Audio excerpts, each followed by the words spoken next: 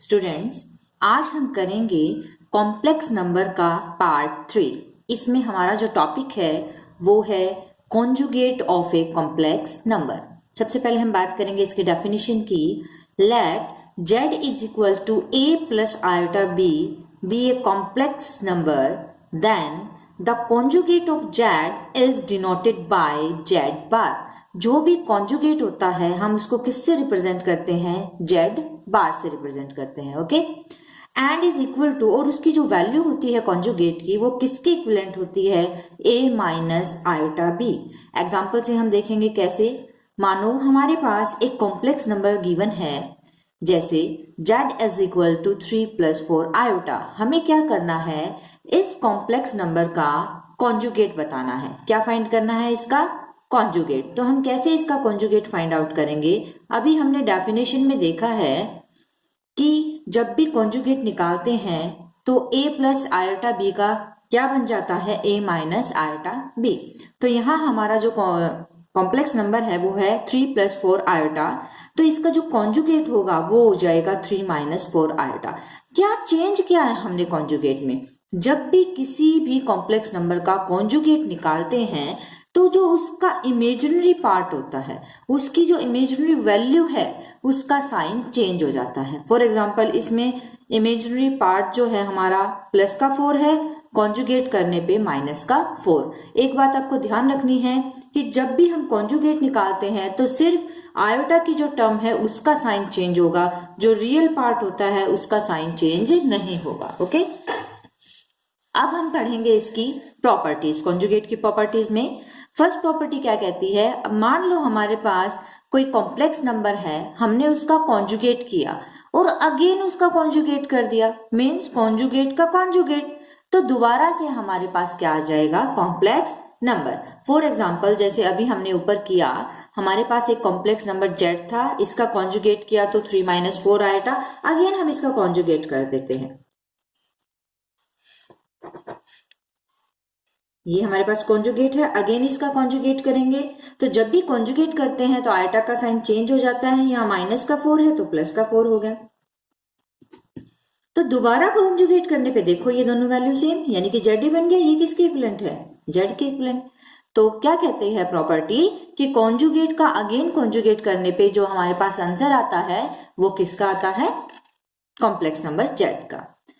मान लो हम कोई कॉम्प्लेक्स नंबर है उसको और उसके कॉन्जुगेट को ऐड करते हैं, तो हमारी जो वैल्यू आएगी वो किसके इक्विवेलेंट आएगी? जो भी रियल पार्ट है वो डबल हो जाता है। कैसे? वो देखो, इसी एग्जांपल से देखते हैं हम। अगर इसी एग्जांपल में हम z प्लस z कॉन्जुगेट करें तो ये हमारा z है और ये z कॉन्जुगेट है, ऐड करो। जब भी हम क्या करते हैं? ऐड करते हैं तो रियल और रियल पार्ट ऐड होता है, तो 3 और 3 6। इमेजिनरी पार्ट और इमेजिनरी पार्ट ऐड होता है, लेकिन इसको और इसको ऐड करेंगे तो ये कैंसिल आउट हो जाएगा, क्योंकि एक पॉजिटिव है एक नेगेटिव। तो ये 6 आया, 6 मीन्स ट्वाइस है ये रियल पार्ट का, 3 का क्या है? ट्वाइस है। तो जब भी हम ऐड करेंगे कॉम्प्लेक्स नंबर और उसके कॉन्जुगेट को तो हमारे पास जो आंसर आएगा वो डबल आएगा रियल पार्ट का। इसी तरह अगर हम सब्ट्रैक्ट करते हैं तो डबल किसका आता है? इमेजिनरी नंबर का, क्योंकि इस वैल्यू में से जब इस वैल्यू को सब्ट्रैक्ट करेंगे तो 3 कैंसिल हो जाएगा। ओके, मान लो कोई दो कॉम्प्लेक्स नंबर है z1 और z2, हमने उन दोनों को ऐड किया और फिर उसका कॉन्जुगेट कर दिया, या फिर दोनों का अलग अलग कॉन्जुगेट करके ऐड करो, आंसर सेम आता है। सेम प्रॉपर्टी माइनस पे लागू है। अगर कोई भी दो कॉम्प्लेक्स नंबर को हम माइनस करेंगे, जो आंसर आएगा उसका कॉन्जुगेट करो, या फिर दोनों का अलग अलग कॉन्जुगेट करो और फिर सब्ट्रैक्ट करो, आंसर सेम आएगा। सेम प्रॉपर्टी मल्टीप्लीकेशन पे, कोई भी दो कॉम्प्लेक्स नंबर z1 और z2 हैं, दोनों की मल्टीप्लाई करो फिर उसका कॉन्जुगेट करो, या दोनों का कॉन्जुगेट करके फिर मल्टीप्लाई करो, आंसर क्या आएगा? सेम। सेम डिवीजन पे, कोई भी दो कॉम्प्लेक्स नंबर आप डिवाइड कर दो, जो आंसर आएगा उसका कॉन्जुगेट करो, या पहले ही दोनों का कॉन्जुगेट करके फिर डिवाइड करो, तो आंसर जो आएगा वो क्या आएगा? सेम आएगा। ये जो प्रॉपर्टीज है वो एग्जाम में लिखनी नहीं आती है, ये सिर्फ आपके समझने के लिए दी हुई है। नेक्स्ट क्या है? Modulus of a complex number. Definition की अगर हम बात करें modulus of a complex number z is equal to a plus iota b is denoted by, जो मॉडुलस है उसको हम कैसे डिनोट करते हैं, z के बाहर ये दो लाइंस हैं, ये मोड की लाइंस होगी, और एंड इज डिफाइंड एज, जो मॉडुलस की वैल्यू होती है, मॉडुलस का जो फॉर्मूला होता है वो किसके इक्विवेलेंट होता है, ये हमारे पास एक कॉम्प्लेक्स नंबर है, ठीक है। इसके अंदर स्क्वायर रूट जो भी रियल पार्ट है उसकी स्क्वायर प्लस जो भी आयटा के साथ है इमेजिनरी पार्ट की स्क्वायर, ये होता है मॉडुलस निकालने का फॉर्मूला। फॉर एग्जाम्पल मान लो आपके पास एक कॉम्प्लेक्स नंबर है 2 + 3 आयटा, हमें इसका क्या निकालना है, मॉडुलस निकालना है, तो फॉर्मूले में पुट करेंगे स्क्वायर रूट रियल पार्ट की स्क्वायर प्लस जो भी आयटा के साथ है 3 है तो 3 की स्क्वायर, तो ये आ जाएगा 4 + 9 यानी कि √13। ये आ गया है इसका आंसर। इस टाइप के क्वेश्चन अगर आपको मॉडुलस और कॉन्जुगेट दोनों निकालना पूछा है तो 4 मार्क्स में आता है एग्जाम में। मान लो हमें एक कॉम्प्लेक्स नंबर दिया हुआ है 1 + आयटा डिवाइड बाय 1 - आयटा, हमें इसका क्या फाइंड आउट करना है, मॉडुलस भी और कॉन्जुगेट भी। तो हमें सबसे पहले क्या करना पड़ेगा, जो भी एक जेड हमें गिवन दिया हुआ है कॉम्प्लेक्स नंबर, पहले इसको हम सिंप्लीफाई कर लेंगे, सोल्व कर लेंगे। और सोल्व करने के लिए मैंने आपको बताया हुआ है कि अगर डिवाइड में आयटा की टर्म है तो हमें इसको रैशनलाइजेशन करना पड़ता है। तो रैशनलाइजेशन करने के लिए यहाँ है 1 - आयटा, तो साइन चेंज करके 1 + आयटा से मल्टीप्लाई 1 + आयटा से डिवाइड, ऊपर वाली टर्म्स की मल्टीप्लाई करेंगे, पहले 1 की इन दोनों टर्म से करेंगे तो 1 की 1 से 1, 1 की आयटा से आयटा, आयोटा की 1 से आयटा, और आयटा और आयटा की मल्टीप्लाई आयोटा स्क्वायर। नीचे a - b into a + b का फॉर्मूला होता है a की स्क्वायर माइनस b की स्क्वायर, तो ये हो गया 1, आयोटा और आयोटा को हम ऐड कर देंगे तो 2 आयोटा।